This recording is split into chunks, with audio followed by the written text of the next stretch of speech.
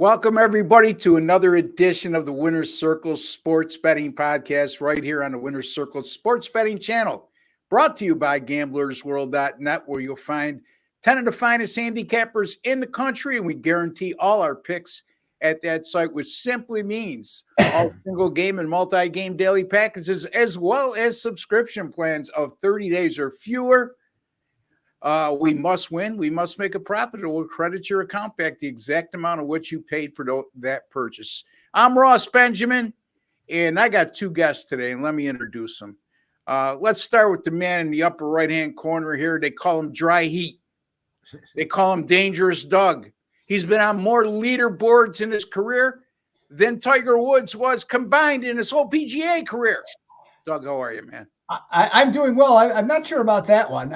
Because one thing if that's true, I'm missing out on something because my bankroll is not nearly the same as Tiger Woods. I can attest to that. But anyways, no. So yeah, hey, you know what? Excited for another. Got a lot of got the NHL and the NBA playoffs going on now, so that's good. Of course, baseball continues, so that's good. And speaking of baseball, hey, coming off a nice 3-0 sweep last night, so really happy about that one. Hitting 63% lately in Major League Baseball, so look to continue that. Prop plays have been going well. I did have a prop play today, but because of the day baseball, that's already gone off. But I do have a selection in Game 2 of the playoffs between Boston and Indiana, and so that's available at my page too. So that's my story, Ross. Let's hear what Chip's story is. Buddy. Stick to it. It goes a long way in any event. My next guest, his esteemed state of Connecticut. He represented the Babe Ruth League in the state of Connecticut way back when, and they went all the way to the Nationals in the Babe Ruth tournament back then. And one great story he told me, I wish he would share with the audience, other than what happened today in the world of sports, right? It is the time his Babe Ruth All-Star team, the same one I'm referring to, went and played in the Connecticut penal system, and they played in a prison. Yeah. And tell a story, Chipper. Well, actually, it was in Sing Sing. We went to Ossining, New York, and we were defending national champions. And it was amazing because they had a pretty good squad, to tell you the truth, and they were racking us up. They went up like 8-1 or 8-2. And it was all like there's a Fenway Park wall there, which is very, very short. And I think everybody, the first couple innings on our side, was like trying to jack it over the fence. We ended up crushing and coming back to them. But what I got out of it was, aside from the security checks and you were going in, is I stole second base and I slide in and I said to the shortstop, I said, "How is it playing ball in Sing Sing?" He says, "It's great." And I said, he goes, "But," and I said, "But what?" He goes, "No road games." So they don't have any away games. But for the most part, it was a great experience, to tell the truth. Yeah, I thought you were going to make a stolen base reference, since you were in Sing Sing. Yeah. But Chipper, today is May the 23rd. What's going on in the world of sports that's happened in the past? Well, aside from coming off two winners yesterday, one in baseball and one in, of course, basketball with the Dallas Mavericks, on May 23rd, 1941, pre-World War II, Joe Louis was fighting at Madison Square Garden, and he had a first-round knockout of Buddy Bear. Now, that may not seem so significant, other than the fact that if you ever watched the Beverly Hillbillies and saw Max Baer, that was his son, who is now living in Las Vegas and is a porn star producer. So that's 1941 on this date. I'll bring that. I have one more for you. In 1962 on this date, Joe Pepitone, who was supposed to be the replacement of Mickey Mantle, supposedly, at least as far as being an idol in New York, hit 2 home runs in the same inning. And it was the second time it had ever been happened in New York. And that was because he tied a record with Joe DiMaggio. And, Pepitone's life was cut really short, and because of his nightlife, I'd say, and the way he really physically abused himself. And I could attest to it, Ross, because I've been out a number of times in a New York bar circuit with him, going to the saloon, the China Club, and a number of other places. And he was a hard partying man, that's for sure. He also, speaking of the penal system, got himself in a bit of trouble, too, along the way. Yeah, well, he was famous for being the first ball player to bring a hairdryer, a blow dryer, into the locker room, and everyone was going crazy because he had a satchel with a purse and he had the blow dryer, and so they were just checking or questioning his machismo, shall I say? There you go. Chip's coming off a great day. Doug, you could find over at DocSports.com. He's coming off a 3-0 day in Major League Baseball. I hit my 5-star top play yesterday on the Dallas Mavericks. Again, Chipper, brilliant mind things alike, huh? And NBA continues to roll, folks. Again, my NBA records my streaks are all posted over at gamblersworld.net. And since 2022 in the NBA postseason, my record now stands at 113-61, which is good for 64%, folks. And it's been great this year as well. So again, right now at gamblersworld.net, you can get the rest of my NBA playoff package as well as chips for just $109. A lot of you paid $49 yesterday for my top play. Another $60 will get you the rest of the NBA playoffs from yours truly and Chip Chirimbes and the other 8 handicappers over at Gamblers World for just $109. And don't forget, Doug Upstone. Visit him at DocSports.com. He's our favorite guy at Docs. They've been around for 53 years now. Longevity speaks volumes. A lot of great handicappers there. But I want you to single out Mr. Upstone because I'm biased. And too bad if anybody doesn't like it. In any event, all right, let's get to our game tonight. The Boston Celtics in the Indiana Pacers, game 2 of the Eastern Conference Finals. Boy, Indiana gave one away in game 1, Doug. You know, couple of turnovers. I know that Rick Carlisle's taken a lot of heat, and he self-admittedly he told the media he should have called a timeout on that side out with less than 30 seconds ago. But the bottom line is the Indiana Pacers turned the ball over twice with a 3-point lead with less than 30 seconds to play. And when you do that, number one, it shows to me that the moment was too big for him at that time. And the Boston Celtics showed to me that they've been there and done that before. So what say you? Does Boston, I know that they've lost game 2 in each of the first 2 series. Mm-hmm. I know how good Indiana's looked. Indiana's shooting lights out right now, Doug. 53% or better in each of their last 3 games. Just incredible. But what say you about this matchup and who you like? Well, in this one, I'm going to focus on one other area, if you don't mind. I'm going to talk about props, if you know. Absolutely. To start with that, and so got a couple of things here that I like tonight. Something for each team. One of the things that I noticed was Pascal Siakam is playing very well again. Pascal Siakam, before we get criticized. That's my fault. Wasn't even me. I tried to be clever there and I screwed it up. Okay, so that's my fault. That's okay. I'm just covering your behind. You got game 1, 24 points, 12 rebounds, 7 assists. I actually, as well as he played, I also kind of fault the defense of the Celtics. I don't think it was particularly strong. And I have to say, since Porzingis has gone out, that was the first time that I really thought they missed having him, because there was no help defense for Siakam in this case. Now, he had a number of, to start the series against the Knicks, what I would consider ordinary or dull games, but he has really picked it up of late. He has a total tonight of 28.5 for points and rebounds, and he has done that. I should say he has surpassed that total in 3 of his last 4 games. I think he's a matchup problem for Boston here, and I think he's going to go over 28.5 points and rebounds in game 2 tonight. Yeah, he's a lot of love gets to Tyrese Halliburton for the Pacers, and rightfully so. But I think the most underrated player on the Pacers, and one of the most underrated players in the entire NBA, is Pascal Siakam. What's your next play, Doug? Next play, I'm talking about Jason Tatum of the Boston Celtics. As you mentioned, the Pacers had a whopping 21 turnovers in game 1. Many of those miscues happened when they were trying to kind of oddly make cross-court passes, okay, and not really with, just kind of like lofting the ball up. And a lot of the Celtics players look like NFL cornerbacks, just swooping in, taking off a lame duck, if you will. Tatum himself ended up with 3 steals in that game. And if you look at his stats recently, he has been very alert defensively. He had, and prior 2 games, he had 4 steals and 2 steals.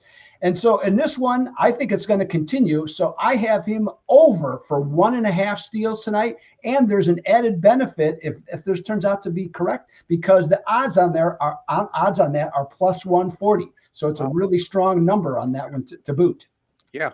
So there you have it. 2 prop plays. Doug Upstone, one of the finest prop players in the country right now, along with fellow gamblersworld.net handicapper Jesse Schule. These guys get it done with their props, and when they talk, people, you need to listen. So reviewing again, Doug likes Pascal Siakam over 28.5 points and rebounds combined. He also likes Jason Tatum over 1.5 steals tonight at money line odds of plus 140. A lot of value there. Chipper, here's the thing. A lot of people are looking at this right now. I'm seeing an overwhelming amount of money on the Pacers tonight in terms of volume of tickets, in terms of money being placed on the Pacers. And I know the way you think, and I know you're going to touch upon the total here. And I know that people are going to be enticed to go over the total as well after what they just witnessed and how high-powered this Indiana Pacers team is offensively and how below par they are defensively, for lack of a better phrase. Boy, Chipper, this Indiana team moves the ball better than anybody in the NBA. I've been saying that for the last 3 weeks, and nothing's changed my mind after game 1. And they've really been shooting lights out. They set NBA record 76% in the first half against the Knicks in the game 7, and they came out in that game, ended up shooting with 67% overall, I think, Doug. Yeah. And it's kind of funny. Before I get to the synopsis on the total here, my buddy in New York equates Rick Carlisle to Shanahan, who's coaching the 49ers, where he just thinks that no matter what happens, he's not going to win. And, they blew games against the Knicks because of his inaction. And, wow, to blow this lead, to blow this game the way they did. And I think they had like 20 turnovers before they committed those last 2. And those are transition points. Now, getting to the points, the totals in the last 2 games, Doug, I always like to bring this up, and Ross, is that it was on January 6th was 250.5 between these two and 249.5. Now, they lowered it, of course, in the playoffs by a good 25 points, and yet the last 3 games have gone over. As a matter of fact, the game 1 went over, Ross, by 38, 40 points, whatever it may have been right there. They scored 261, and they've only brought the total up 1.5 points to 224. I think they're going to clamp down defensively here. I really do. I think those 22 turnovers, which turns into transition points, are going to be held. They're going to have a less turnover ratio, of longer holding the ball before taking shots off. And I just can't see the Pacers maintaining that shooting percentage, Ross. That is absolutely, it's record setting, of course. And there's only one way to go from there. And I think it's down. So I think this is supposed to be a low-scoring game because this number at 224 after them scoring 261 in game 1, it is just way, way low for their. So I'm going to play under. Yeah, and folks, it went 261 in game 1, but remember it was 117 at the end of regulation. So that number is a little bit tweaked because of that. Yeah. But yeah, Chipper, I like the way you think on this one, and the bottom line is you're right. I mean, it's hard to imagine Indiana can get it. I mean, there's got to be some regression, Doug, somewhere along the line. And I don't know, when you get a total in the mid 220s and it's playoff time and some of the stuff that Chipper said, even a regression of 48 to 50% in the game for Indiana right now can make a huge difference on a total in this contest. Yeah, well, I guess I will be the contrarian here, and I think I already know which direction Ross is going to go here. So I'm gonna go the other way. Okay, I'm looking at Indiana. In their last 10 games, they shot over 51% 8 times. Okay, so it's we've talked about they are a really good offensive team, and so the ball movement's fantastic. They're skilled at finding open shooters. The other thing I'm looking at here, though, these teams have played 5 times. Boston has shot 51% or more 4 times. Okay, so even if Indiana has some regression, let's just say they score 110 points, okay, which would be lower. I'm having hard pressed to believe they're going to score much less than that. And Boston on the season is against Indiana is averaging 124.6 points per game. Now, here's something else to consider. The last 136 times a team like Indiana has a total, not Indiana themselves, but like Indiana, that has covered 3 straight spreads. They're playing their 3rd road game in 5 days. The average total score of those games was 233.9 points. So, gentlemen, I know you're coming after me. It's okay. I'm going over on the total on this one. One thing to remember, Doug. Okay, Doug likes the over. Before I get to me, Doug likes the over 224.5. Our official pick is with Chipper under 224.5. And again, Doug's official picks on his props, one for each team. Pascal Siakam over 28.5 rebounds and points combined, and also Jason Tatum to exceed 1.5 steals at money line odds of plus 140. Don't assume what I like tonight, because I have a pay selection on this game tonight, and I'm going to reserve comment on the total anyway, because I'm going to talk about the side. And Chipper, anything else you want to add to what Doug just well, if it's illogical and doesn't make any sense, I'm there. So I'm going to play this game under the total. And I'm just looking for another big winner tonight, 20-8 with our NBA Megabuck 8 plays releases. So log on, follow the buy links. Gamblersworld.net. You could find Chipper, Paulie Chip Chirimbes. He's the original. Chip off the old block. That's where the phrase came from. He's so old that they called him Chip off the old block, and it became a national phenomenon.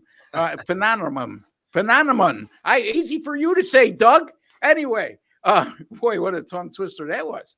Anyway, all right, let me get to the side on this game. Look, here's the thing. I think I touched upon it a little bit earlier, Chip and Doug, is the bottom line is, look, Indiana should have won game 1. Okay, they gave it away. Basically, they played as good as they possibly could play in game 1 and still fell short. You could blame it on Rick Carlisle with not using proper timeouts like he did in the New York series, which that blew a game there as well. You could blame it on the fact that they turned the ball over at the most inopportune times in the last minute of the game with a 3-point lead.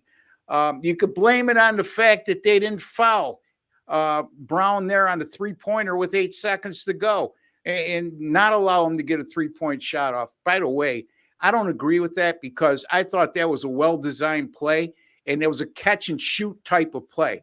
And there's no way the guy could have fouled him, okay? Because if he did, he would have sent him to the line for 3 shots, right, guys? Yep. You know?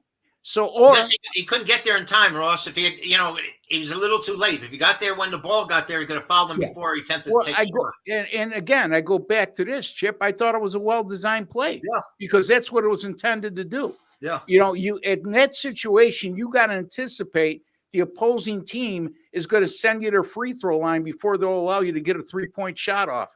And they designed a play that got the guy open, and he got the 3-pointer up. Jaylen Brown got the 3-pointer up immediately.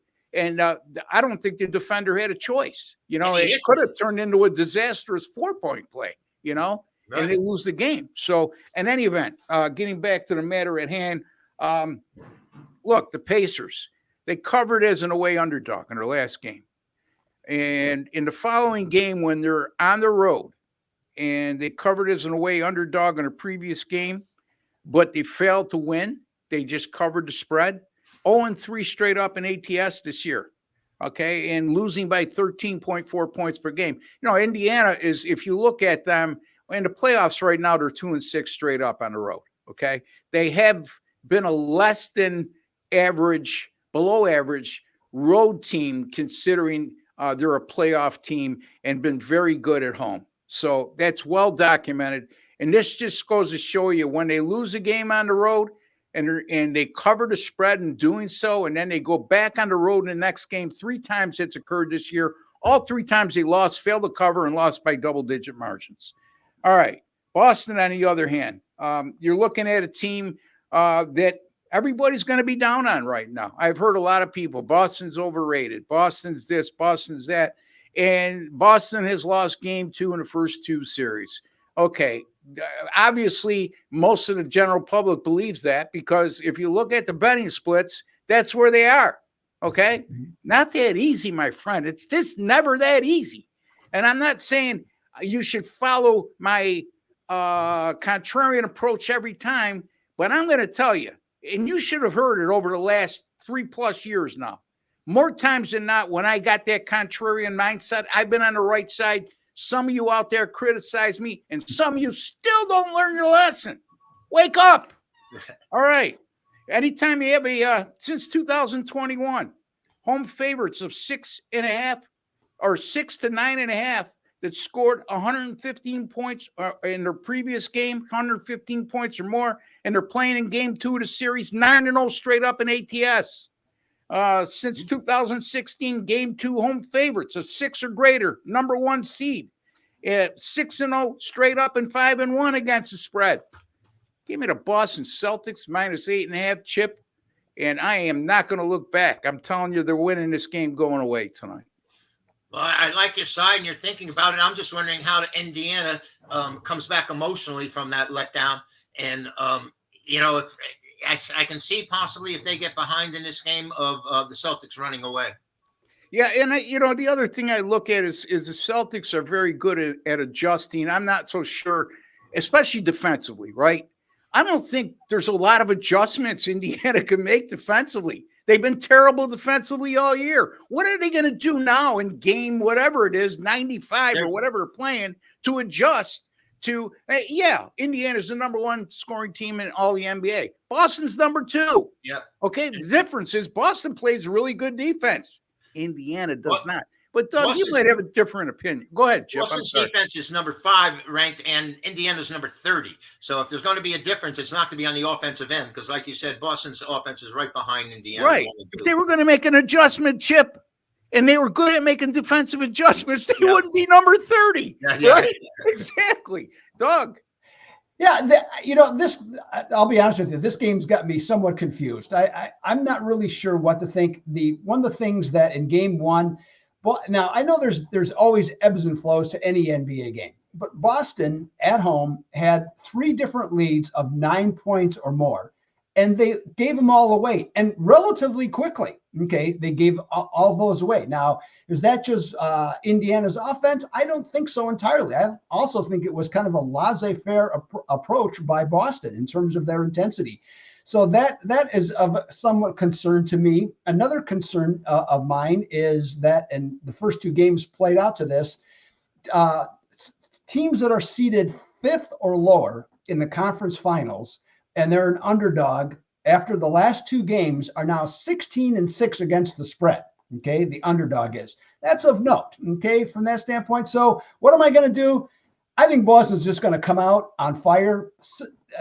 I don't know if they're going to go 12-0 like they did in the last game in the opening minutes, but I'm going to say take Boston -3 for the first quarter in this game. Yeah, they should come out steaming, right? Their logic is sound. And at the end of the day, you had said it best, Doug. Indiana's going to be playing their 3rd road game in 5 days and coming off a 7-game series. The Celtics were a bit rusty, maybe, in game 1. I'm not trying to make excuses for them, but they're a much well-rested team than Indiana is. And again, I go back to this. I think Boston, out of these 2 teams, is unequivocally best equipped to make defensive adjustments compared to Indiana. And I think that will play a major part in tonight's game. So we'll see. And you said, blowing those leads. I mean, a lot of wide open threes. I mean, Indiana's knocking down threes at a high rate. And Indiana, again, they're terrific at getting teams to play that up-tempo style that they like to play. Now, Boston's a willing partner, right? But in my opinion, I think they got to rethink that mindset, because going up and down with Indiana is not a winning solution, okay? It leaves you vulnerable. I'm not saying you can't win that way, because they did in game 1. But what I'm saying, Chip, is that why even entertain that style of basketball against this type of team? I don't know. Indiana just keeps shooting. That's all I do. And they play fast, too. They play fast. 99 field goal attempts in their last game. Of course, the game on overtime. But you look at their average field goal attempts, it's somewhere around 91 or 92 a game, Doug. They lead the NBA in attempts. Yeah. So, I mean, what's that tell you? They play fast tempo. They got 99 field goal attempts off, and they turned the ball over 22 times, right? And they didn't get a hell of a lot of offensive rebounds. Doug, any final thoughts before we close shop? Yeah, I just, and that's the other thing too. What caused me concern with Boston is that, you have a plus, well, depending where you look at a +7 or +8 turnover margin difference, and you go to overtime. Yeah. I mean, that's seems to me that'd be pretty rare that happens. Yeah. And, a lot of that, Doug, I would think is attributed to the high shooting percentage for Indiana, because you could overcome a plethora of turnovers and at least stay in a game, if not win it, if you're hitting 55% for the field, right? Well, Boston hit 50-some% themselves. Yeah. That's the other side of the coin. It was a very odd game to me. Yes. And I guess, and I look at it more, what to me is more what Boston didn't do that made the situation more so than, and I'm not saying that Indiana wasn't good. I'm just saying, to me, knowing what Boston, how they performed during the regular season, most of the playoffs, I think that was the thing. So if they come to play, if they bring, both teams have their A game, okay, I think we know what the outcome's going to be. The other part, and you brought up a good point, Doug, about the oddity in the statistics when looking at Boston shooting over 50%, Indiana shooting over 55%, Indiana turning the ball over 20 times in the game going to overtime. Look at the disparity in the free throws. It just shows you that Indiana is more of a perimeter-based team. Yep. There was a huge disparity in free throws where Boston had a ton more free throws than Indiana did in that game. And that's another factor how, for everything you just said, how does the game go overtime? How does Indiana lose the game? Well, they found ways to lose it, so right. That's the other thing. So I'm looking forward to this matchup. Chipper, any final thoughts? Want to remind the folks about what's going on with you, and we'll go from there. Well, right now, Ross, it's all NBA. I mean, Thursday, of course, the Major League Baseball schedule is very, very sparse. And we're just rolling with the big game winners. And right now, I'm really happy with what I'm seeing out there. Dallas winning outright last night. I think we'll have a great side tonight. So log on, follow the bindings. You just stick with the NBA on a daily basis, and we'll all turn a profit. Doug, one more time. Yes. Where can we find you? What's going on? Is yep. Luka Doncic going to look healthy the next game like he did in game one, or is he going to go this back and forth he's been doing all along? Well, it depends if what was her name? Oh, I can't think of her name. The woman that was a skater that brought the stick and hit the other skater in the knee. So if she shows up with the game, Tanya Harding and Tanya Harding, that's it. Nancy, Tanya Harding. If she shows up, okay, that may be advantage then back to Minnesota on that one. But other than that, no. I mean, I gave out Dallas as a free play, and so you guys had a stronger plays, and hey, we were all correct. But I would be surprised if Dallas could play exactly that way again. Okay, I think Minnesota at home is going to bring us something a little extra. I think they will make some adjustments in this game, and Dallas, as good as they are on the road, they don't always perform their best on the road, especially in certain situations. They seem to, when there's not a motivating factor, especially what we've seen in the last, I would say 2 months from them, that's kind of just has been their MO. So I wouldn't be at all surprised if Minnesota evens up the series and covers the game, as a matter of fact. And anything you want to alert the folks about? I will do that quickly. Yes, I just to let you know, on Thursday night, I have a blowout winner going in Major League Baseball, coming off a 3-0 day. Props continue to do extremely well. I'll have something for sure, probably all weekend long. And then I'm looking at, we got one game, we'll get another one tonight in the NHL, and I will likely have a best bet either on Friday or Saturday, and 27-16 on best bets in hockey. So here we go. Yeah, and I have a first five bet tonight in Major League Baseball. That's right, Chipper. Screw the bullpens. I hit a first five the other night. I'm going to hit another first five tonight. And I also have an NBA total winner on tonight's game between Indiana and Boston. And folks, I've been rolling in the NBA postseason for the last 3 years. I'm not going to be redundant and keep repeating the records. You got a computer. You could do a Google search. You could check all the sites I'm on, including gamblersworld.net. Numbers don't lie and liars don't figure. These guys will be back with me on Monday. I'll be back tomorrow, live show with Jesse Schule and Mr. Sean Higgs. Until then, folks, for Doug Upstone, Chip Chirimbes, and Ross Benjamin, take care and God bless, folks.